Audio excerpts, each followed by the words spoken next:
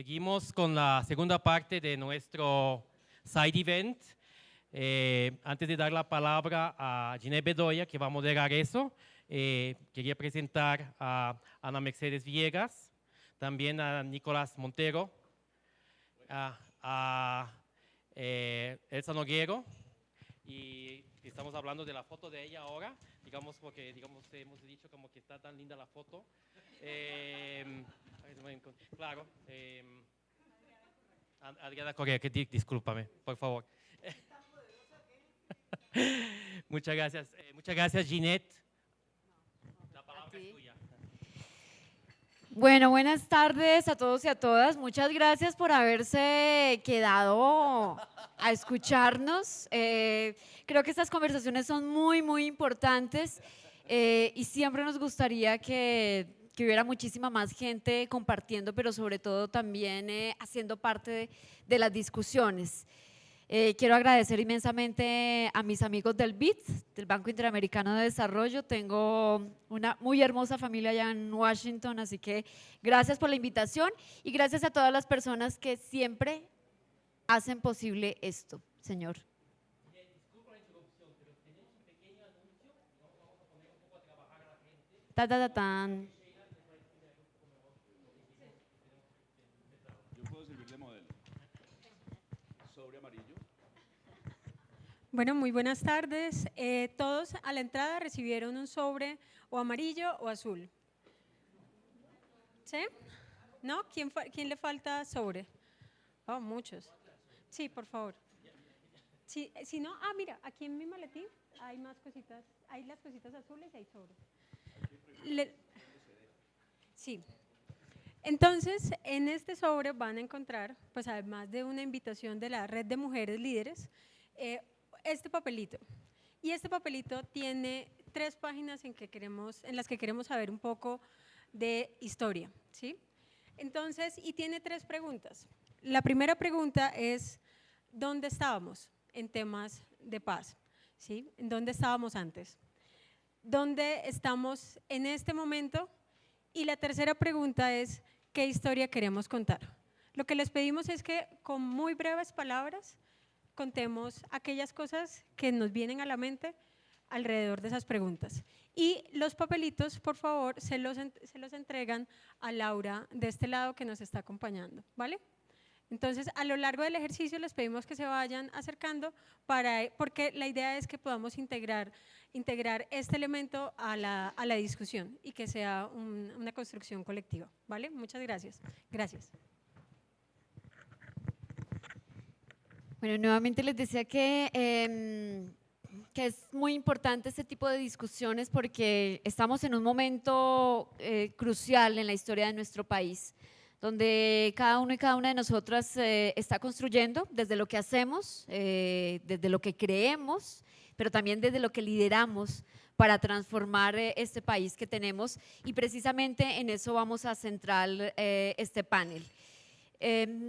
Siempre hay unas preguntas orientadoras, pero a mí me gustaría que habláramos un poco de esos sueños y digamos que con ustedes 3 mujeres y con Nicolás, con cada uno y cada una de ustedes, yo he tenido una experiencia con unos más cercana que con otros, pero son experiencias que están ligadas a los sueños y a la transformación, a cómo podemos aportarle al país.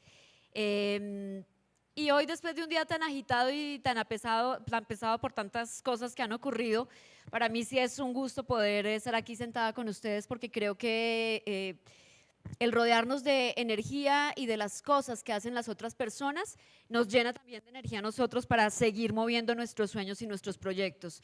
Así que me siento muy afortunada, les reitero a cada uno de ustedes mi admiración por lo que hacen, por lo que han hecho por este país, y quiero empezar con ese tema de los sueños. Quiero empezar con Elsa, porque además con Elsa hace algunos años tuvimos una experiencia hermosísima. En ese momento Barranquilla era la ciudad que más muertes violentas tenía. Lamentablemente estaba muy desbordado el tema de los jóvenes. y decidimos apostarle a un sueño que fue hacer una jornada del 24-0, que lidera mi amigo César López, 24 horas, 0 muertes violentas, y mucha gente nos dijo que estábamos locos. Lo hablé con muchos alcaldes para poderlo hacer en alguna ciudad del país, y recuerdo que en un encuentro que tuvimos en Cali, fui casi que en arrastre bajo como los militares con la propuesta por el medio de todos los alcaldes del país, y llegué hasta donde Elsa, se la entregué y le dije: apostémosle a que estos jóvenes son capaces 24 horas de hacer arte y no de matarse. Y ella creyó en ese proyecto, lo sacamos adelante, pero además creo que lo que ella hizo con los jóvenes en Barranquilla fue algo extraordinario, que fue darles herramientas para que creyeran que eran capaces de construir paz y no de matarse entre ellos. Elsa, ese fue un sueño que pudiste realizar, ese es un sueño que quieres seguir realizando en el país. Bueno, muy buenas tardes a todos. Ginette, qué rico otra vez encontrarnos en este tema que sin duda se volvió una obsesión para mí, que fue la seguridad en la ciudad. Y confieso que Barranquilla tradicionalmente es una ciudad que no generaba violencia, no tuvimos problemas de guerrilla, no teníamos mucho impacto del paramilitarismo, y de la noche a la mañana empieza esta ciudad a llenarse de crimen organizado, microtráfico, muertes violentas. Entonces la ciudad no estaba preparada, y cuando yo aspiraba a la alcaldía, la verdad no era un problema.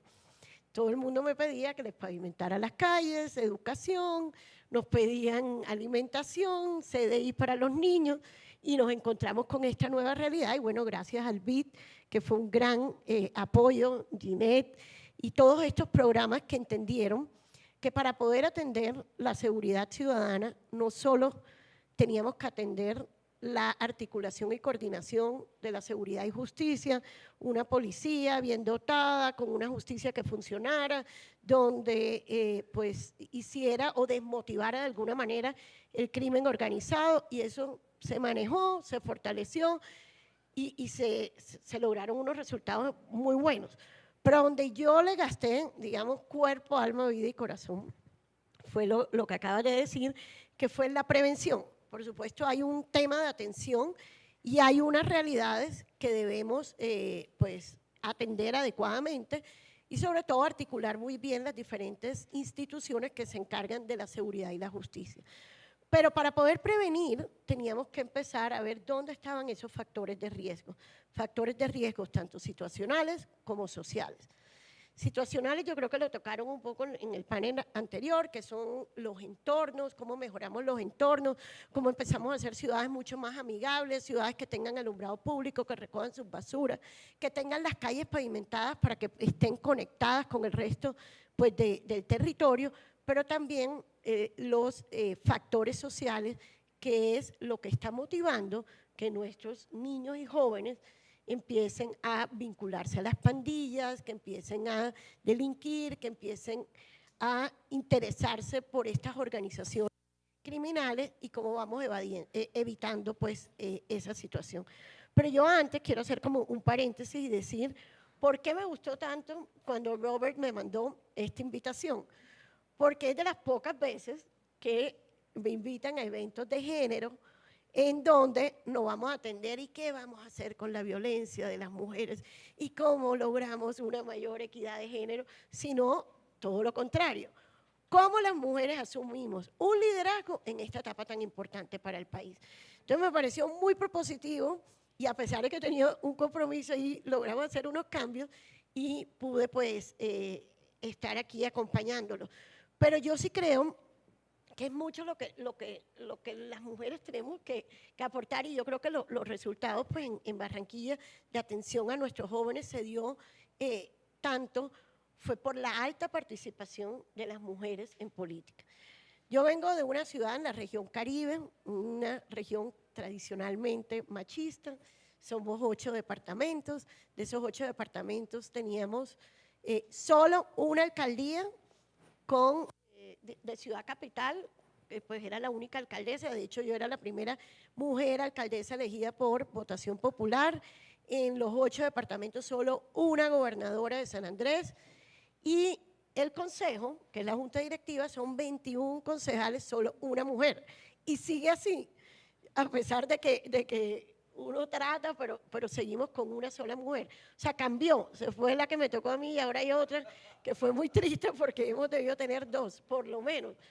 Pero a dónde voy es que cuando llego, todo el mundo me decía, porque bueno, una de las primeras, digamos, declaraciones cuando te eligen fue: y prometo que vamos a tener una gran participación de las mujeres en el gabinete.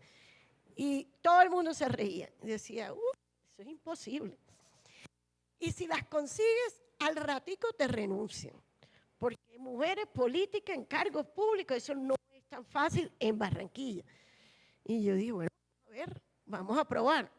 50% mujeres, 50% hombres. Ahora, claro que me encantan los equipos mixtos. O sea que me gusta, Nicolás, que estés en este equipo. No tanto, pero sí es importante los equipos mixtos porque hay que reconocer que también tantas mujeres juntas, tampoco. Pero sí es importante esos dos enfoques de mujer y hombre y creo que hacemos un complemento increíble. Y bueno, pude tener el 50%. Al final los hombres de mi gabinete decían, ley de cuotas para los hombres. A este paso seguramente vamos a terminar con menos del 30%, pero bueno, era solo una broma. Pero lo que les quiero decir es que, contrario a lo que uno pensaría, mis mujeres estaban muy empoderadas, sus matrimonios funcionaban mucho mejor. Parece mentira, pero los hombres empiezan a respetarnos más, a querer más, a admirar más a su pareja. Los hijos no reclamaban el tiempo, sino todo lo contrario, se sentían muy orgullosos de que sus mamás formaran parte del equipo de la alcaldía. Entonces fue como un cambio como de paradigma en la ciudad y hoy vemos que tienen una mayor participación. No lo logramos en el consejo, pero dos, por ejemplo, de mis secretarias pasaron al gobierno nacional. Bueno, yo después también tuve la posibilidad. Entonces uno lo que observa es que las mujeres estamos listas, lo que necesitamos son oportunidades. Y bueno, viví lo mismo después en el gobierno, tuve el privilegio de estar con el presidente Santos, un presidente convencido del rol de la mujer y se sorprenderían el liderazgo que están tomando las mujeres en los gobiernos en América Latina. El año pasado, aquí que estuvo una mujer, tuvimos Hábitat 3, son reuniones que se hacen cada 20 años donde se define la agenda urbana en todos los países del mundo, la gran mayoría, y había una gran participación de mujeres ministras de vivienda. Y eso marcó la diferencia. ¿Por qué digo que marcó la diferencia? Porque por primera vez en la agenda de ciudad, que se supone que son arquitectos, planificadores, y bueno, pues es una actividad que siempre asociaban más con los hombres, con la alta participación de mujer, se pone al ser humano como el eje central de la ciudad. Y toda la política de desarrollo urbano y gestión empieza a orientarse en cómo hacemos ciudades más amigables, ciudades que hagan feliz a su gente, ciudades que le faciliten el trabajo a nuestras mujeres. Y les digo que no hay nadie mejor para que nos diga cómo debe planearse una ciudad que las mujeres. Y lo digo convencida después de mi paso por el ministerio. Las mujeres saben todo en la ciudad. Los señores van de la casa al trabajo, del trabajo a la casa. Las mujeres recorren la ciudad porque van al mercado, porque van a donde el carpintero, porque van a hacer mercado, porque van a llevar a los niños al médico. Entonces saben si funcionan las rutas de bus, si la movilidad es buena, si hay una calle peligrosa, si tenemos el alumbrado público, si el parque está abandonado. Y además tienen una gran capacidad de gestionar esos propósitos de comunidad. Somos chismosas, nos dicen, pero eso es muy bueno porque tenemos la información. Y con información uno logra mejores decisiones. Entonces, un poco en todo este desafío de cómo participa la mujer en el posconflicto, sin duda que podamos participar en los procesos de toma de decisión. Porque ese enfoque de mujer es fundamental, sobre todo en la construcción de comunidad, que creo que será el principal reto en esta etapa de posconflicto. Gracias, Elsa. Creo que muchas veces desde los medios de comunicación cuestionamos un poco de cuál debe ser ese rol de las empresas más en esta etapa de posacuerdo de paz, y cómo las empresas han contribuido en medio también del conflicto a empoderar regiones y a empoderar comunidades. Y yo le quiero dar el paso a la Mercedes con algo que yo viví personalmente en los Montes de María. Hace ya casi 20 años, cuando ocurrió la masacre en El Salado, yo era una reportera, cargaladrillos, y tuve que llegar hasta El Salado. Y nos demoramos casi, no sé, como 3 días para poder entrar, porque no era carretera, era una trocha desde el Carmen de Bolívar hasta El Salado, era muy difícil llegar en unas condiciones adversas, los paramilitares completamente con la región copada. Y esa región se quedó en mi corazón porque es una de las zonas donde más violencia sexual ocurrió por parte, lamentablemente, de agentes del Estado y del paramilitarismo. Y hace 3 años, con el equipo de No es hora de callar, de la campaña que yo lidero, hicimos el primer retorno simbólico con mujeres sobrevivientes de violencia sexual. Y nos caminamos los 19,6 kilómetros que hay entre el Carmen de Bolívar y El Salado. Yo calculaba que eran 9, pero eran 19 y nos los caminamos de todas maneras con algunos contratiempos por el trayecto. Y nos encontramos con una vía completamente hecha en cemento además, por el Grupo Argos. Y yo tengo que decir que ese día lloré de felicidad porque entendí cómo esa vía le había transformado la vida a esas mujeres sobrevivientes de violencia sexual, porque las había comunicado con el mundo. Y creo que eso es lo que tiene que hacer la empresa, darle esas herramientas a comunidades como las sobrevivientes de violencia sexual de los Montes de María. ¿Qué ha significado para ustedes como empresa acompañar ese sueño de los Montes de María y muchísimos sueños más en todo el país, Ana Mercedes? Bueno, entonces primero, pues gracias por la invitación. Yo pues no soy tan famosa como mi compañero de sofá, ¿cierto? Yo creo que todos lo conocen a mí.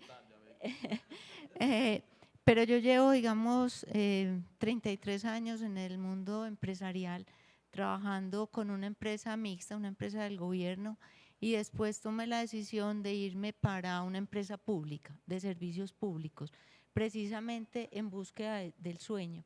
Y ahora estoy en Grupo Argos. Entonces, resumiendo un poco, digamos, ¿qué es lo cuál es el aporte realmente de las empresas? ¿Dónde entramos nosotros y dónde tenemos que jugar? Primero es en una convicción que es entre todos los que construimos el país, la paz, y yo creo que retomando tal vez una frase de Einstein y de Martin Luther King es: lo malo no son los malos, pues no es textualmente así, sino que es la indiferencia de los buenos. Yo creo mucho en eso y en cómo nosotros desde la empresa somos capaces de poner lo que nosotros sabemos hacer, lo que nosotros sabemos gestionar, los modelos, digamos, a lo mejor económicos, de gestión, pero al servicio de la sociedad, y cómo realmente logramos como esa transformación, como lo que tú mencionas. Yo también lo viví cuando trabajaba en la empresa de servicios públicos, pues que es EPM, cuando con el proyecto de Ituango, en la zona del Aro, no sé si muchos conocen, fue una de las masacres más complejas que hubo. Nosotros en ese momento se hicieron todas las vías, ¿cierto?, para conectar la zona a Medellín, y eso era una cosa impresionante ver. O sea, yo no lo alcanzaba a imaginar, yo pensaba que eso simplemente era una carretera, ¿cierto? Desde Medellín, desde un escritorio, se ve una carretera, pero cuando uno llega allá y ve lo que impacta a las comunidades, hacer infraestructura, realmente yo creo que es ser parte de la comunidad. Yo creo que ahí es como donde está la diferencia y donde está el reto de los empresarios. Cuando yo me puse a hacer la tarea que Henry me invitó, que yo trabajé en EPM con él, y nos hizo unos trabajos espectaculares de de ganar en conciencia. Digamos, no estoy sacando nada de lo que había preparado, pero yo creo que es lo que me sale con la pregunta que me haces, y es la toma de conciencia, es el entender que digamos, esto no es una responsabilidad del Estado, esto no es una responsabilidad de los acuerdos y de los políticos, es tal vez una frase de la Madre Teresa de Calcuta que dice, es persona a persona donde se logra la transformación, ¿cierto? Es en el tema de actuar con valores. Yo creo que el problema más grave que nosotros tenemos en el país y que tal vez es el más difícil es el tema de los valores, o sea, no actuamos de acuerdo a unos valores establecidos y digamos todo el tema del narcotráfico, la corrupción, son temas que ya están muy inmersos en la cultura, ¿cierto? Y ese es como parte del problema. Yo que diría, ya dando una respuesta muy corporativa, ¿cierto? Cuando me puse a reflexionar sobre la pregunta, yo decía, en el Pacto Global de las Naciones Unidas, que es donde la gran mayoría de las empresas han firmado y se han adherido al pacto, a mí me parece que ahí es donde está la respuesta, ¿cierto? Y en los objetivos, del milenio es que realmente en las empresas uno diga, ¿y yo cómo me veo ahí? Cuando las empresas firman el pacto dice, yo voy a incorporar esto en mi estrategia, pero ¿cuántas realmente estamos haciendo eso y lo tenemos incorporado? Y no es simplemente un capítulo del informe de gestión, sino que realmente nuestra estrategia está enfocada en eso. Entonces, la participación o el llamado desde el mundo empresarial es cómo incorporamos realmente, no es encontrar algo más, ahí están los principios, está, digamos, en un compendio, está la postura. Pero también, y para terminar, que me voy emocionando, si no me quita el micrófono, me emociono más que el vecino, sí, me lo quita. Entonces yo creo que la respuesta también está en cada uno de nosotros, o sea, es en la cotidianidad, de cómo actuamos, de cómo en este momento tan simbólico para Colombia en estas discusiones políticas tan complejas y ver toda la violencia y todo lo que sobre todo en estos días hemos estado viendo, es difícil perdonar, pero yo creo que es la única salida. O sea, a mí me tocó mucho en El Salvador, pues porque la empresa donde yo trabajaba tenía una empresa allá y yo me iba, ni siquiera a la junta directiva, yo me iba era a entender cómo eran capaces de vivir y cómo a pesar después de tantos años todavía las heridas estaban y el país estaba muy dividido. Entonces yo decía, ¿cómo vamos a hacer en Colombia para superar esto? Yo creo que ahí sí para terminar de verdad que las mujeres tenemos un liderazgo diferente. Yo en todo este tiempo que he trabajado, al principio de mi carrera yo buscaba ser como los hombres, ¿cierto? Fuerte, contundente, ya, pues aquí vinimos pues a conseguir la plata y los resultados, ¿cierto? Así, es mantener el micrófono, ¿cierto? Y después entendí que era desde mi liderazgo femenino donde yo podía hacer la transformación. Ahora sí, ya, venga pues. Muy bien, pero no, yo la dejaría hablar más porque si no coincido 100%. Hace unos años, no me acuerdo cuántos, un grupo de locos soñadores en medio de la crisis que había en la frontera entre Colombia y Venezuela porque se cerró la frontera, un día cogimos un avión y nos fuimos para la frontera y dijimos, vamos a hacer acción. O sea, nosotros somos colombianos, pero queremos decirle a esos que están al otro lado de la frontera que también, que los queremos, que también hacen parte de acá, de este lado, y nos fuimos para la frontera con Nicolás, con César López, con otra gente de teatro, con los locos soñadores, hicimos carteles, pintamos carteles y nos caminamos hasta la orilla del río y nos paramos en el borde de la frontera y empezamos a mandarle mensajes a los de la Guardia Venezolana. Y nos paramos con nuestros carteles diciéndoles, hey, todos somos hermanos, bueno, no me acuerdo, hicimos una cantidad de cosas allá. que yo siento que sirvió de mucho, porque además estuvimos en uno de los colegios que estaba en la frontera, con los niños que habían salido de allá de Venezuela, estaba el país fracturado. Y ese día, esa jornada, todo lo que hicimos me sirvió para ratificar que la música, que la acción, que el tomar acción, que el arte, que la cultura, que el levantar la voz es lo único que logra transformar la sociedad. En esa locura estuvimos con Nicolás, pero además Nicolás ha estado en muchas locuras más, y una de esas es hacer memoria. Intentar hacer memoria en este país, y creo que la experiencia que él tiene, además de que ha sido una carga dolorosa de mucha reflexión, porque es enfrentarse con esa violencia que tenemos en el día a día, también es tratar de tejer y de hilar. Y ahí creo que, Nicolás, tú has encontrado muchos sueños, pero también has tenido la responsabilidad, y lo has hecho muy bien, de poder transmitir esos sueños. Cómo seguir dándole poder a esos sueños de otras personas que han logrado salirse de ese barro de la violencia. Bueno, lo primero es decir que cuando estuvimos en la frontera yo me hice detrás de César López por si pasaba cualquier cosa.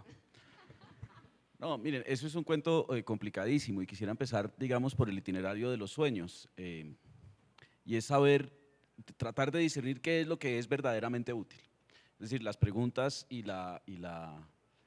los retos que nos pone este país pues son enormes, ¿verdad? Por muchas razones, por un desorden institucional, algunos han mencionado un tema de cultura, hoy está en boga el tema, digamos, de la corrupción, es decir, si las mismas instituciones que son las que representan a los ciudadanos no son consecuentes, pues están dándole permiso a la vida cotidiana que usted menciona, a que cada cual se salva como pueda. Entonces efectivamente yo hice obras de teatro, una obra de teatro que se basó en los hechos de Chengue, una obra que fue muy bien comentada, que incluso la Universidad de Harvard nos invitó a dirigirla en inglés, en un teatro muy importante que se llama la RT. Hicimos lecturas de testimonios con los visionarios, creo que eran de las primeras lecturas que se hacían. Después dirigí una cosa que se llamaba Basta ya no más violencia, que eran 53 actores haciendo testimonios y que decidían en vivo que esto no podía seguir pasando. Hice una obra sobre la masacre de sobre la masacre de Trujillo, que fue basada en el primer gran informe del Grupo de Memoria Histórica, porque después de hablar con las víctimas, pues ellos querían, digamos, expresar. Y he hecho otras cosas, y yo siento que no ha sido verdaderamente útil, ¿sí? Que ha tenido un impacto relativamente limitado. Por ejemplo, los que van a ver la obra El deber de Fenster, yo los he visto en todas estas reuniones. Entonces es la gente que está conmovida y que está dispuesta a estar conmovida y que está dispuesta a estar escandalizada, ¿sí? Y cuando yo pensé en esa obra, yo no quería pues que fueran ellos, aunque estarían bienvenidos, sino que fuera mi tía, que fuera mi mamá, que fuera mi amigo, que fuera la señora al lado.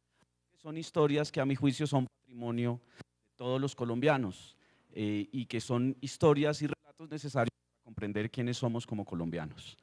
Entonces, después de toda esta sensación como de frustración y de fracaso, que no es tan grave en realidad, porque uno, digamos, estos trabajos a uno lo llenan de energía, llegué como a una especie de conclusión, y es que mi sueño, para responder concretamente la pregunta, es que hagamos que lo que sabemos es lo que hagamos, ¿sí? Entonces yo me hago la siguiente reflexión, pues en algún colegio a ustedes les dijeron hay que robar, pues no, todos nos dicen no, hay que ser buenos. ¿En algún colegio les dijeron hay que matar? Pues no, ¿verdad? ¿En algún colegio nos dijeron hay que no pagar impuestos? No, todos en los colegios sabemos responder en el deber ser, es decir, hay que ser buenos, hay que ser honestos, pero por alguna razón no hacemos lo que sabemos. Esa decisión entre saber y hacer, eso a mí me tiene muy preocupado, y para mí, mi sueño sería simplemente quisiéramos lo que sabemos. Voy a poner 3 ejemplos rápidamente, que a lo mejor no vienen al tema, pero que me hablan de esa decisión. El discurso ecológico empezó en forma en 1970 con la primera reunión de Noruega, creo que fue en Suecia, y sin embargo, a partir de 1970 a hoy es cuando más se ha destruido el planeta. Es decir, la ciencia nos ha dicho sistemáticamente, ojo, el tema es grave, el tema es serio, el tema es de la vida cotidiana, el tema es de la huella de carbono que cada uno de nosotros tenemos, el tema es la responsabilidad de cada uno, y sin embargo en ese tiempo es cuando más se ha destruido el planeta. El discurso sobre la violencia en Colombia, les paso datos, la obra de arte que inaugura el arte contemporáneo en Colombia, según Marta Traba, es La violencia de Alejandro Obregón, que tiene más de 50 años. El arte se ha relacionado con la violencia en los últimos 60 años. Hay más de 1.300 obras de teatro que hablan sobre el conflicto armado. Y sin embargo fue en ese tiempo donde más se mató gente, donde la violencia encontró mecanismos cada vez más sofisticados y cada vez más generalizados. Es más, es en los últimos 60 años donde la violencia, además, esperamos esté cambiando, esperemos que cambie, esperemos que tenemos un proceso de paz, pero en esos últimos 60 años fue donde validamos la violencia como una forma de acceder al poder. Y sin embargo decíamos lo contrario. El último, y el que es el más divertido de todos, es que con el último crack de la bolsa, que fue en el 2008, creo que fue, 2009, todos los estamentos económicos dijeron, no hermano, la concentración de capitales es lo peor que le puede pasar al mundo, es lo peor que puede pasar. La encuesta que salió hace 2 años dijo que la concentración de capitales es mayor que en ese momento en el 2008. Entonces uno dice, pero ¿por qué carajos no hacemos lo que sabemos? Mi sueño sería, hagamos mínimo lo que sabemos, ¿sí? Y que la excepción se vuelva la regla, que sería la segunda parte de mi sueño, no más marchas, no porque no sean útiles, sino porque quisiera que la marcha se volviera la regla y no la excepción, que la marcha no fuera el desahogo, sino el compromiso cotidiano. Entonces, ese es el sueño. ¿Cómo? Y esto también para terminar, no me acusen después de que soy famoso y que soy hombre y que yo no sé qué cosa. Entonces, uno se pone a pensar en la cosa. ¿Se acuerdan que yo les dije que había hecho El deber de Fenster? El deber de Fenster es una obra que disecta sistemáticamente lo que pasó en la masacre de Trujillo. No solo que disecta lo que pasó, sino que hace un aporte, es decir, que investiga sobre cuáles fueron los mecanismos de la justicia o mediante los cuales se borraron la justicia. Es decir, esa tragedia, esa masacre se supo por el testimonio de un muchacho que se llamaba Daniel Arcila Cardona y que escribió un manuscrito. Cuando el manuscrito, la confesión de este muchacho, que habían sido en principio un colaborador del ejército, de la policía y de los paramilitares, llega a la justicia, ¿qué es lo que hace la justicia? Que está basada en el testimonio, que lo declaran loco, ¿sí? Y lo declaran loco, y para eso una serie de complicidades, ¿verdad?, para que se borrara la verdad. Después el caso llega a la Corte Interamericana de Derechos Humanos, a la Constitucional, y se sabe la verdad, ¿verdad? Y se condena al Estado colombiano, el Estado colombiano tiene que responder en el gobierno de Ernesto Samper Pizano, imagínense, hace más de 25 años, y sin embargo las cosas siguen pasando en Trujillo. Y yo iba y veía a la gente salía llorando y la gente salía como jodida de la obra y decía, pero esto es horrible. El presidente de la República en ese momento, Juan Manuel Santos, todavía un presidente de la República, nos mandó un mensaje para que pusiéramos en la obra diciendo que esto no iba a volver a pasar gracias a la ley de víctimas, que considero es un esfuerzo muy importante. Tristemente las cosas siguieron sucediendo en Trujillo, lo cual me llevó a mí, y por no hablar de las 1.300 obras y más que hablan sobre la violencia en Colombia. Y yo digo, pero entonces, ¿qué efecto tenemos?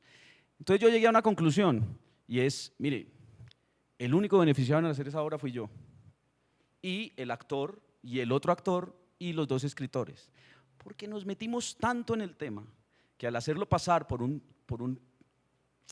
mecanismo o por un lenguaje de creación, involucramos tanto a nuestra emoción que la elevamos a una forma de conocimiento que eventualmente pudo devenir en una posición ética.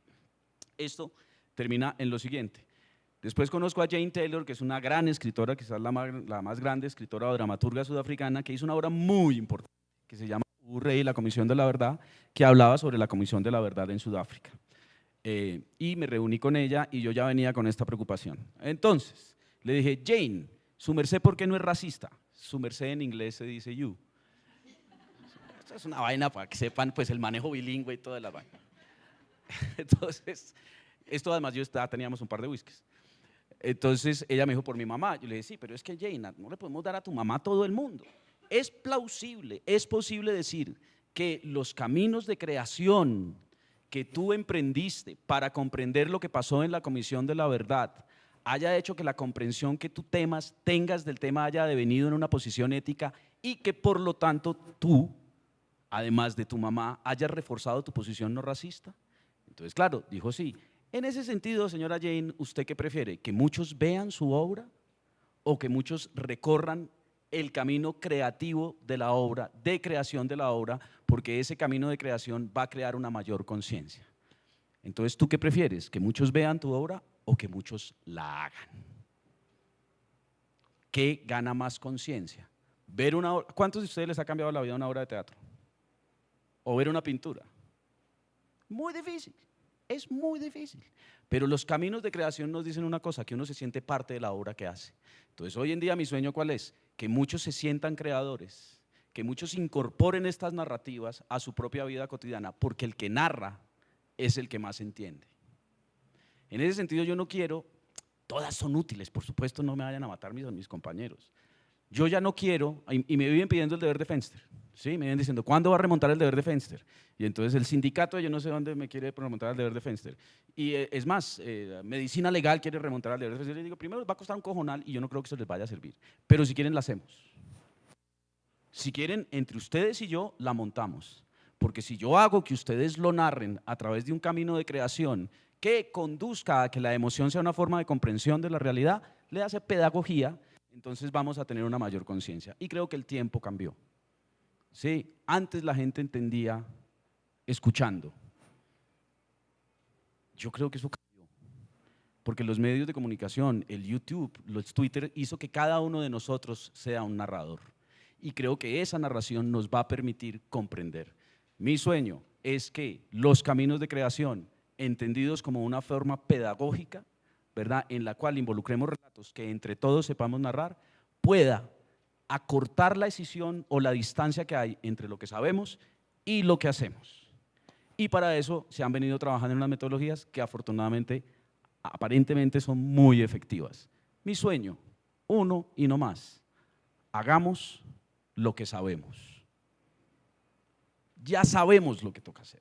El empoderamiento de la mujer. Pero por supuesto es que lo sabemos hace mucho tiempo, gracias a que muchas mujeres lo hicieron. En 1950 las mujeres eran condenadas por solo la sospecha de ser infieles. 1950, en este país. Eso ha cambiado mucho, ha cambiado muy rápido, ¿cierto? Ya sabemos qué es lo que toca hacer. Basta de repetir qué es lo que tenemos que hacer. Claro, vale la pena de vez en cuando repetírnoslo.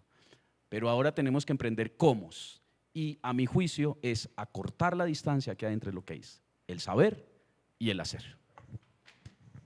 Iba a hacer una contrapregunta, pero dejé así.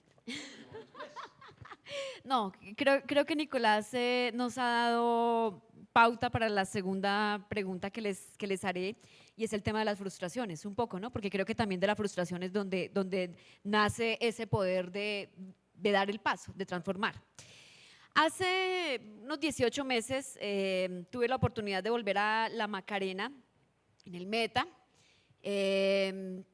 donde durante muchísimos años tuve que ver de primera mano los combates entre la guerrilla y el ejército. Esta vez no había traqueteo de fusiles, no era en medio de una operación militar. Yo quería hacer una historia sobre los soldados de las fuerzas especiales en tiempo de paz y visité la biblioteca de La Macarena, y allí había un grupo de niños que estaban justo en su jornada educativa. Empezaron a contarme qué estaban haciendo, y uno de ellos había pintado cañocristales, un pedacito de cañocristales, tenía 2 cañocristales pintados, y entonces me quería explicar cómo si ponía uno detrás del otro, o sea, eran dos dibujitos, y si ponía uno detrás del otro, parecía que el que estaba atrás era más grande que el dibujo que estaba adelante, y si los invertía volvía a ocurrir lo mismo. Y entonces él me decía, es que esto es magia, y yo le decía, no, pero si son iguales de grandes. Me decía, no, pero es magia. Y yo me quedé pensando, ¿qué es lo que pasa aquí? Le pregunté, ¿dónde aprendiste eso? Entonces me dijo, es que el ejército nos llevó a Maloca, y lo aprendió en Maloca. Yo todavía no sé cuál es el truco, ¿sí? Pero eso tiene un truco raro. Y hablé con el capitán que estaba con ellos, y me dijo que una de las acciones cívico-militares que hacía el ejército en la zona era poder llevar a niños de estos territorios a que conocieran Bogotá, porque tal vez nunca iban a tener la oportunidad de salir de allí, o nunca habían tenido la oportunidad de salir de allí, y esa experiencia que tuvieron ellos como 2 años atrás en Maloca les cambió la vida. Y fue una visita de unas horas, porque los traen a Bogotá y los llevan por todos lados. Y creo que eso a mí me sirvió también para entender que la ciencia y la educación definitivamente le transforma la cabeza a un niño y lo lleva a hacer cosas realmente extraordinarias, ¿sí? Y creo que eso es lo que ha logrado hacer Maloca muy anónimamente, diría yo, además, porque es un gran trabajo que poco se visibiliza, porque lamentablemente en este país lo que tiene que ver con educación y ciencia siempre queda en un segundo plano. Y yo creo que desde allá ustedes sueñan mucho y hacen muchísimas cosas, pero no se imaginan la gran transformación y los grandes elementos que le dan a centenares de niños y niñas para que crean en otro país, Adriana. Gracias. Bueno, buenas tardes. Voy a empezar con el sueño, porque mi sueño es justamente que todos piensen como tú. Yo llevo en Maloca 8 meses y usaste una palabra, también empezando esta conversación, usaste la palabra frustración, perdón. Y pues esa es la palabra que yo acuné estos 8 meses, frustración.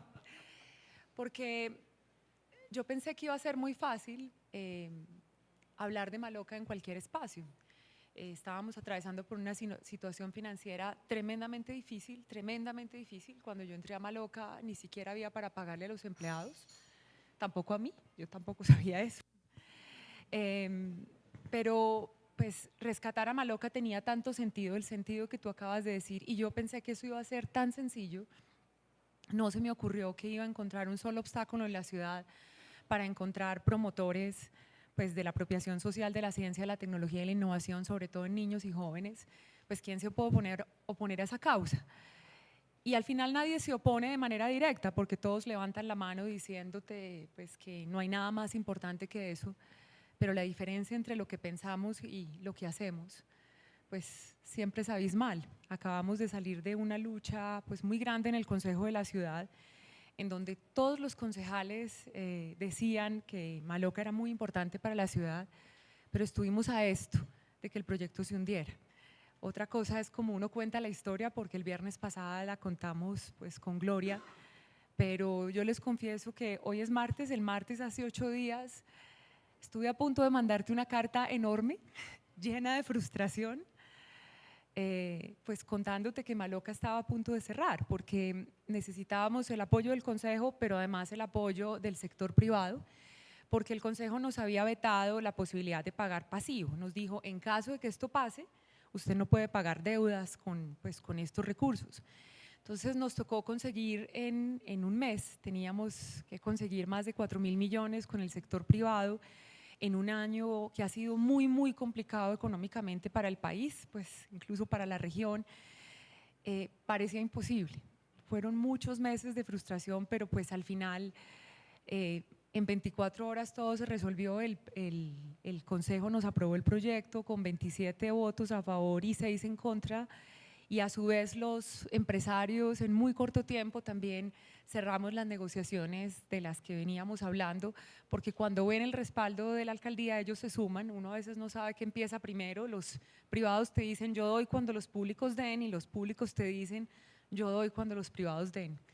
Entonces yo quisiera un lugar en donde hablar de la apropiación de la ciencia, la tecnología y la innovación no fuera tan difícil, no estuviéramos en un nivel tan bajito, porque una de las cosas que encontré estos 8 meses es que el trabajo empieza por la alfabetización, por lograr que cada ciudadano tenga la conciencia que tú tienes sobre cómo la ciencia, la tecnología y la innovación pueden cambiar la estructura mental. Y pues de ahí solo rescatar 2 cosas. A veces creen que cuando uno habla de ciencia, tecnología e innovación estamos hablando pues de crear científicos. Sí, eso es muy importante, sería importantísimo para este país en donde solo tenemos 70, digamos, investigadores o científicos por cada millón de habitantes. Esas cifras pues en Estados Unidos son 3.000, en Japón son 5.000. Pero lo que hacemos en lugares como Maloca es fomentar el pensamiento o la búsqueda de la verdad con un principio muy parecido o cogiendo los principios del método científico, que es dudar, preguntarse, validar la hipótesis, reevaluarla, buscar evidencia y después ahí sí aproximarse a la verdad. Es muy parecido al periodismo, Ginette, pero al final nos toca volver a lo básico, a lo que ya sabemos, y eso es lo que promovemos en sitios como Maloca. Yo diría que ahora más importantes que nunca en época de posverdad, en donde yo creo que la emocionalidad va mucho más rápido que el pensamiento científico, que el descubrimiento científico. Entonces es cuando más valor empiezan a tener los museos de ciencia. Y pues también voy a cerrar con algo interesante, porque estamos hablando de posconflicto. Y es que los museos de ciencia también han tenido que hacer reflexiones muy fuertes sobre sus papeles en las sociedades. Hasta hace muy poco estábamos llamados a conservar colecciones, custodiar colecciones patrimoniales, y cada vez más los museos más relevantes de ciencia están siendo aquellos que hablan y que, digamos, interpelan la realidad y conviven con el contexto en el que viven. Entonces trabajan más con las comunidades, reflexionan sobre temas incómodos, se involucran con los vecinos, con las ciudades en las que viven, y cada vez menos hacemos eso que hacíamos antes, que es custodiar colecciones, y hacemos más de lo otro, que es trabajar con comunidades. Entonces esos son un poco mis sueños. No era la primera pregunta, pero ahí te la ensamblo con la que me hiciste. Y enhorabuena por Maloca, porque sí, estuvo a punto de desaparecer. Increíblemente, una de las entidades que más materializa los sueños de los niños, increíblemente, y donde podemos darles herramientas a los niños y a los jóvenes, y estuvo a punto de desaparecer. Quiero partir de esto que dijo Nicolás, esa palabra frustración, porque yo creo que todas las personas que de alguna manera estamos metidos en el tema de la paz y le hemos aportado, y como Nigeria le han arriesgado todo, hemos tenido frustraciones, pero creo que también de la frustración es que ha salido ese impulso, ese empuje para poder materializar cosas. Y estamos en un momento de materializar. Creo que por lo menos nosotros 5 no vamos a desistir en lo que estamos haciendo de cara al cambio que está teniendo el país, de cara al posconflicto, de cara al nuevo país que queremos construir. Y creo que cada uno de nosotros va a aportar en lo que sabe hacer, como lo dijo Nicolás. Y quiero hacerles esa pregunta para cerrar, partiendo de pronto de la frustración que han tenido, o puede ser no la frustración, pero sí, digamos, de cómo ven el momento. ¿Qué es lo que ustedes quieren hacer, lo que van a hacer? O sea, cosas tangibles, ¿no? Que podamos decir, esto es lo que yo voy a proyectar dentro de lo que yo hago para aportarle a este momento del país. Y voy a empezar por mí misma. Nosotros tenemos un proyecto con No es hora de callar y el tiempo, un proyecto con mujeres sobrevivientes de violencia sexual en Tumaco, Pacífico Sur colombiano. Llevamos más de un año trabajando con ellas, 120 mujeres que fueron víctimas de violencia sexual, pero diciéndoles que ellas son más que eso, son más que la mujer vulnerada. Y hemos logrado cosas maravillosas, y nuestro próximo paso, y afortunadamente lo arrancamos la otra semana, es que les vamos a enseñar a hacer periodismo. Queremos que las mismas mujeres cuenten la realidad de Tumaco, y les vamos a enseñar a hacer podcast, y pronto las van a escuchar en los medios de comunicación, y son mujeres, muchas de ellas hasta analfabetas, pero sabemos que les vamos a dar un aporte para que puedan contar qué es su comunidad y la cuenten con sus propios ojos y su propia voz. Ese, digamos, es mi reto de materializar ahora, y obviamente nace de la frustración de la impunidad, de la violencia sexual, y también del olvido en el que están las mujeres víctimas de violencia sexual en este país. Entonces, Elsa, yo no sé si nace de tu frustración, pero yo diría que en tu caso de las grandes acciones que has logrado realizar, pero ¿qué es eso inmediato que tú quieres materializar o que vas a materializar? Bueno, yo creo que cuando uno tiene frustraciones es porque tiene sueños, porque piensa en grande, porque nos atrevemos a desafiar esos límites, porque si no, pues cumpliéramos lo básico.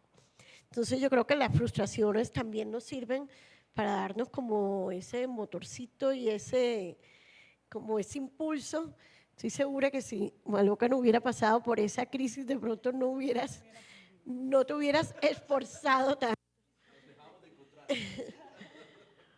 Pero bueno, al final creo que lo más lindo de todo el trabajo que todos realizamos es el servicio, es trabajar por los demás, es saber que hemos tenido posiciones de privilegio y hay mucha gente que necesita de esos liderazgos para poder superar unas condiciones difíciles. A mí, a lo largo pues, de todo lo que he trabajado, mi principal frustración es la pobreza. Cuando hay pobreza, la gente está triste, la gente se siente que sus derechos fundamentales no pueden atenderse, que su niño se enferma y no puede ir al médico, o que no tiene derecho a tener una vivienda digna, o que no tienen un cupo escolar. En fin, la pobreza genera mucha tristeza. Y yo creo que el país ha avanzado mucho, hay que reconocerlo. Seguimos con unos niveles de pobreza muy altos, que entre otras cosas son, en parte, los factores que influyen en la violencia y en el conflicto, porque pues la falta de oportunidades, la pobreza lo que hace es que de pronto incurras en unas actividades ilícitas que de haber tenido oportunidades pues no hubiera sido el camino. Sin embargo, a pesar de que es una frustración, también voy viendo cómo se va superando. Tuve la posibilidad desde la alcaldía de trabajar en esa lucha y logramos avances, todavía hay desafíos gigantes. Después en el ministerio, que hay que decirlo, es un ministerio lindísimo. Creo que es el ministerio donde no hay protestas, donde todo es lindo, donde solo se entregan acueductos, se entregan viviendas. Pero a pesar de todo, cuando entregábamos las viviendas gratis, uno veía unos niveles de pobreza absolutos y empezaban los problemas de convivencia. Y recuerdo que con el ministro de Hacienda siempre la pelea era, porque yo siempre pedí una facultad que era utilizar todo lo que eran los rendimientos financieros, todo lo que eran los saldos de subsidio en acompañamiento social. Y me decía, pero esa no es tu misión, para eso está prosperidad social. Y yo le decía, sí, pero es que el ministerio es el doliente porque son nuestros proyectos de vivienda. Y es que a ellos les falta muy poquito para superar la pobreza. Porque en últimas, al tener ya su vivienda, el colegio al lado, la afiliación en salud, los procesos de atención a las víctimas han sido muy lentos, pero sin duda la vivienda les resolvía, no todo, pero resolvía algo. Entonces, el segundo desafío era cómo les das trabajo. Si no les das trabajo, están todo el día ahí y por supuesto eso aumenta los factores de riesgo. Y bueno, hoy, como para contestar tu pregunta, entonces digamos que en todas esas actividades siempre uno luchaba por oportunidades de empleo, oportunidades por atender esas necesidades básicas, que es lo que iba a permitir que esas familias superaran esas condiciones de pobreza y de sufrimiento, porque de verdad que cuando hay pobreza la gente sufre mucho. Y ahora tengo la posibilidad también de seguir trabajando por los jóvenes, sobre todo en formación en valores. Voy a dirigir la Fundación Escolas en Colombia, que es la fundación del Papa Francisco. En su momento, cuando me abordan, tenía un día de renunciada en el ministerio y bueno, había renunciado por unos temas personales y en ese momento tuve la posibilidad de reunirme pues con los argentinos, pues que son pues los aliados del Papa cuando era obispo. Y los cuentos son lindísimos porque era un profesor que no tenía pasaporte, era un profesor que no tenía visa y de la noche a la mañana le dice el Papa Francisco, bueno, me tienes que montar escuelas en el mundo. Y hoy ese profesor se reúne con reyes, se reúne con príncipes, se reúne con presidentes y es tal las ganas de crecer en ese proyecto que él ha sacado esa fortaleza, esa fuerza y esa vitalidad. Y bueno, en esa oportunidad recuerdo que le decía, pero es que yo en 3 semanas no te puedo montar una fundación, porque la idea era montarla antes de que llegara el Papa. Y bueno, hoy estoy metida en ese proyecto y sin duda lo que más me gusta es saber que uno va a trabajar por la formación en valores. Cuando tú tienes valores sufres menos, porque tú sabes qué se puede y qué no se puede. Y muchas veces te equivocas porque todos somos humanos. Pero la vida se te hace más fácil, encuentras mayores propósitos.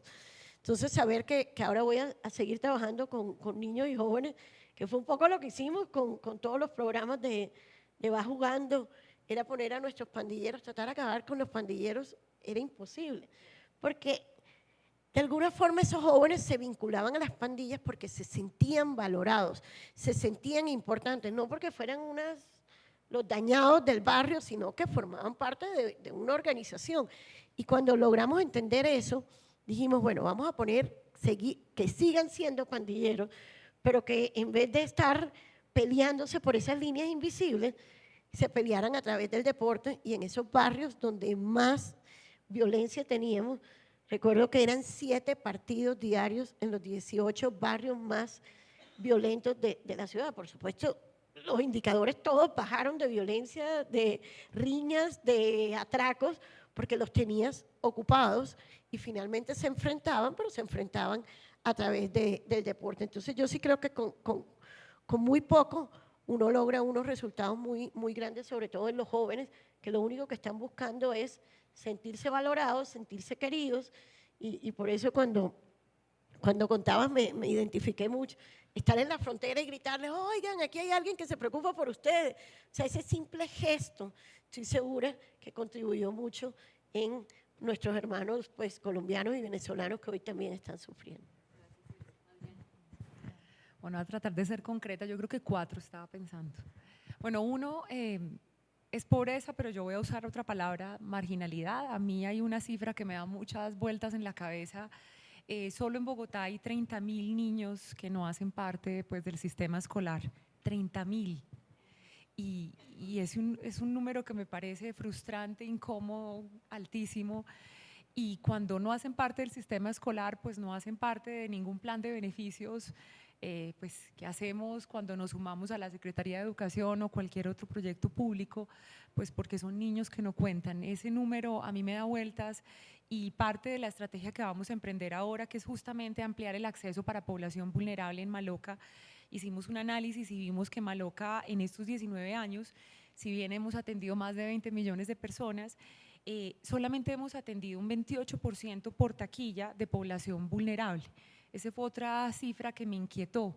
Efectivamente, nosotros tenemos pues una boleta, pues una entrada, el costo de una entrada que pues es muy costoso para una familia pobre en Colombia.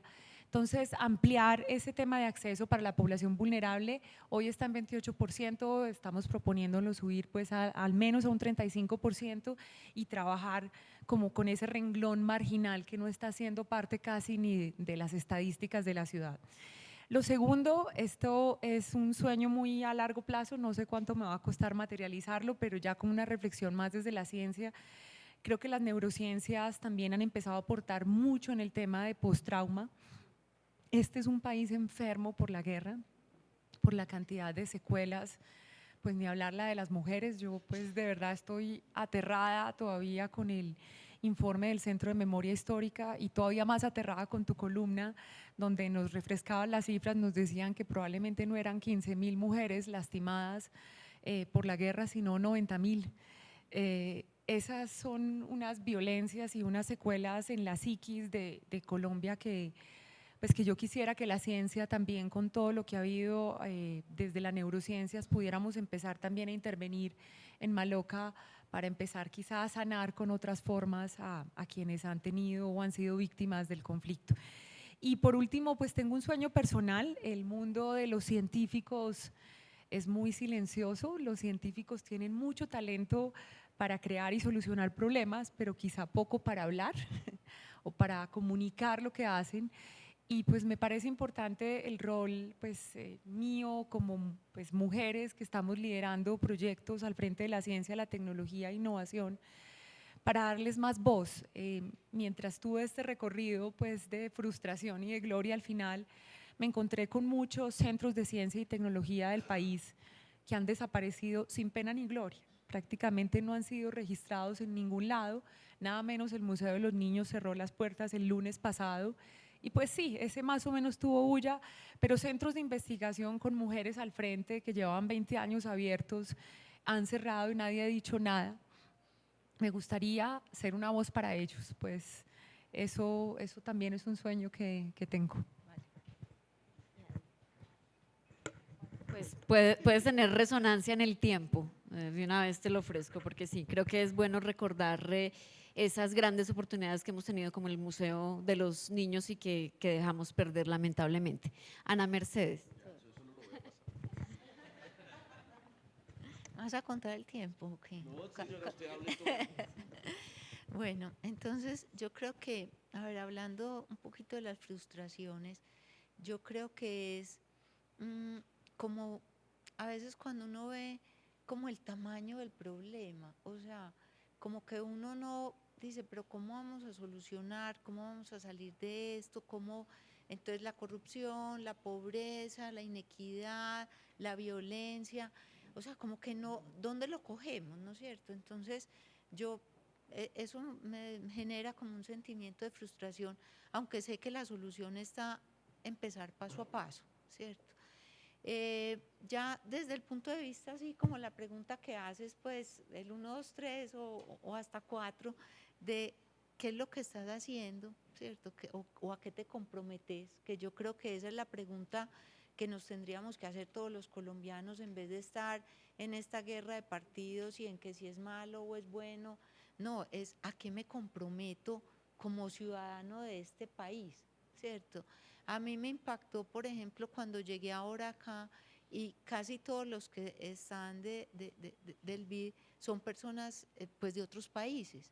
Yo dije, tan teso, pues o tan bacano ellos, nos están, o sea, están aquí preocupados por el problema del cual hasta donde nosotros sí nos estamos preocupando como individuos. Entonces, digamos que mi primer compromiso fue cuando Henry me invitó, ¿cierto? Es volverme como a conectar, porque de pronto no estaba tan conectada o lo veía más desde lejos. Entonces es, oiga, sí, venga, que es entre todos. Entonces mi primer compromiso es no salirme, no irme para la burbuja que puede ser el mundo corporativo. El segundo compromiso desde el mundo corporativo es lo que yo decía ahora, el pacto global. Ahí están las respuestas, pero está pasando desapercibido, ¿cierto? Entonces, ¿cómo impulsamos esto? ¿Cómo realmente decimos, esto no es un papel más, esto es una apuesta y esto es un compromiso, ¿cierto? Y el otro tema, digamos, otros 2 temas ya más a nivel personal, en este momento una de mis responsabilidades es el tema de innovación. Entonces, en las empresas pues del grupo Argos, entonces son Silicon Valley y tal, y el startup, y pues hablan la mitad en inglés y la mitad en español, ¿cierto? Porque pues eso, sí, su merced, así, ¿cierto? Y la semana pasada yo los senté pues a todos los de innovación y yo les dije, mire, ¿y el ecosistema local? Nosotros, ¿qué estamos haciendo por desarrollar el ecosistema en el tema de innovación? Ah, no, es que los desarrollos son muy poquitos, es que son muy incipientes. Le dije, no importa, ¿por qué son poquitos e incipientes? Pues porque nosotros no les estamos generando demanda, porque nosotros no estamos interactuando, porque los estamos viendo como un tercero, porque no es el aliado, ¿cierto? Porque, claro, estamos en un mundo competitivo y tenemos que generar ganancias y si no, pues la empresa no es sostenible, eso es claro, pero es una visión más amplia, es una visión de, entonces yo dije, vamos a desarrollar el ecosistema local, pues ese es como mi compromiso, ¿cierto? Y ya el último, ya compromiso muy personal, es en 2 cosas. Una es apoyar, pues en este trabajo me he puesto a apoyar emprendedores, ¿cierto? Porque tienen unas ideas, no me mire así, ya voy a acabar. Tienen unas ideas, pero realmente no son capaces de desarrollarlas, de ponerle un modelo de negocio, de monetizarlo, de hacerle las preguntas distintas. Entonces me he puesto como con una paciencia, ¿cierto? Porque pues claro, yo digo, no, esto no va a salir pues como con este ritmito así. Entonces no, venga, vamos a hacerle las preguntas, vaya, haga las tareas, vuelva con las tareas, ¿no es cierto?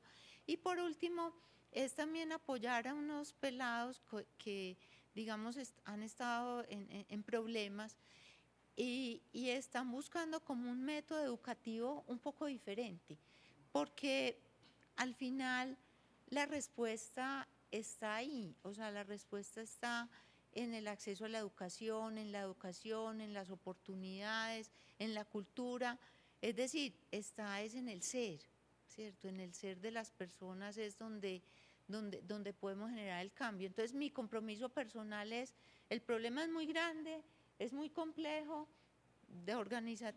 corporativamente cómo ayudo, pero como persona, cómo me comprometo. Ese sería como el… Ya. Compromisos muy importantes. Nicolás. No, yo propongo ser lo más promiscuo posible. Y me explico. Promiscuo en el sentido de que tenemos que pensar, creo, en lógica de rompecabezas, ¿verdad? O sea, hay una cantidad de gente buena, una cantidad de instituciones haciendo cosas muy importantes que necesitan comunicarse, ¿verdad?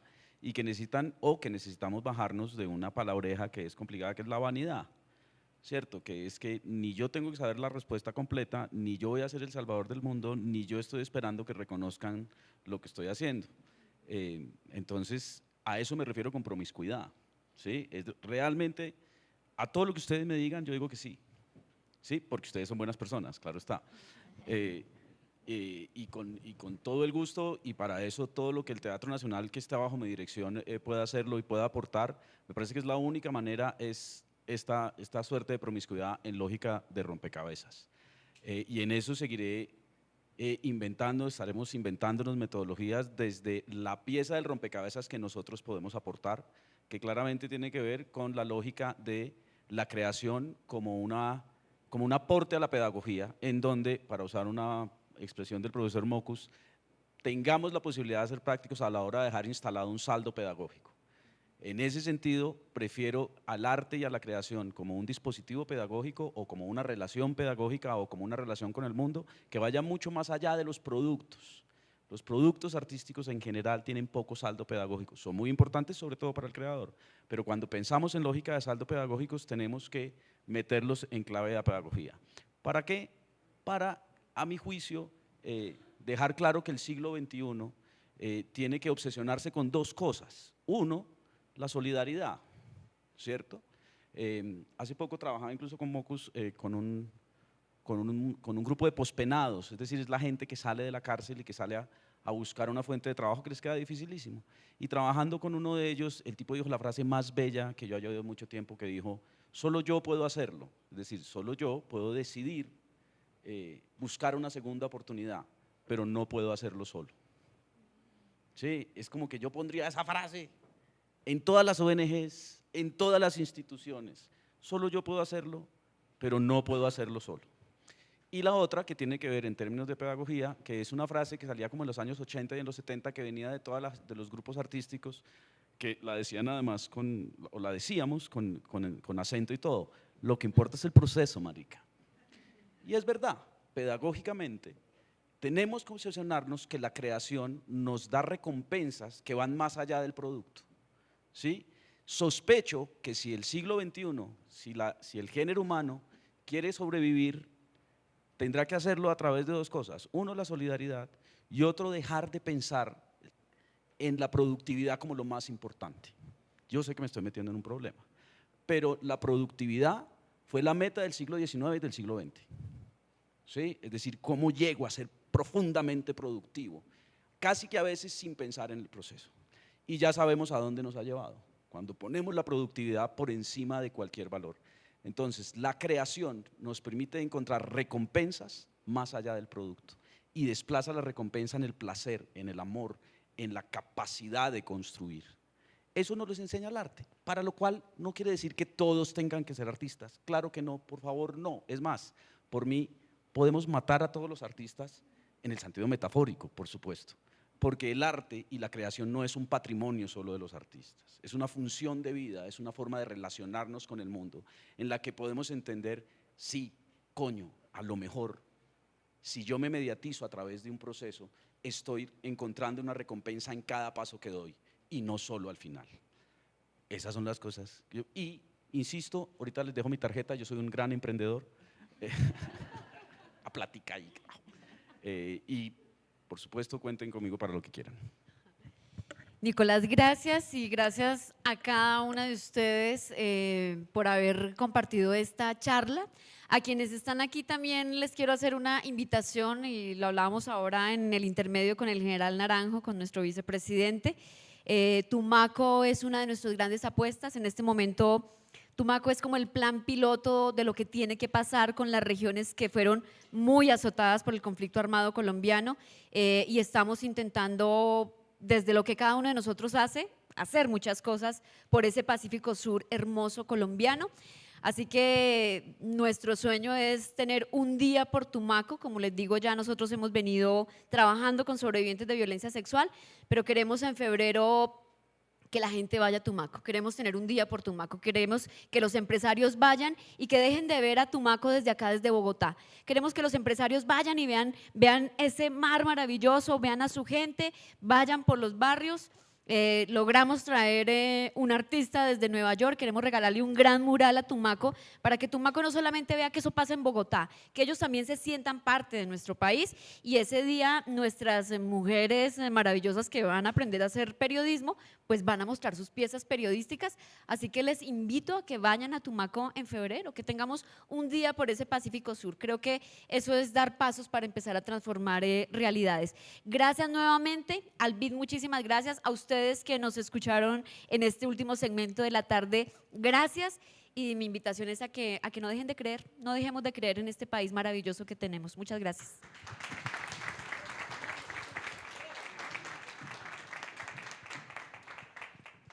Muchísimas gracias, Ginette Bedoya, Nicolás Montero, Ana Mercedes, Adriana y Nelsa. Tenemos como nuestra gerente ahora para hacer un poco un cierre de este evento, Ana María Rodríguez. Yo quedo como asombrado de la pasión y de la elocuencia de este panel, muy feliz que lo hemos hecho y la palabra es a Ana María. Muchas gracias que se quedaron aquí arriba porque yo no me montaba después de esta conversación sola aquí de ninguna manera. Y me había dicho felicitaciones, yo creo que Robert había hecho un trabajo súper, me dijo, ¿por qué no cierras la reunión? Y yo esta reunión no la cierro.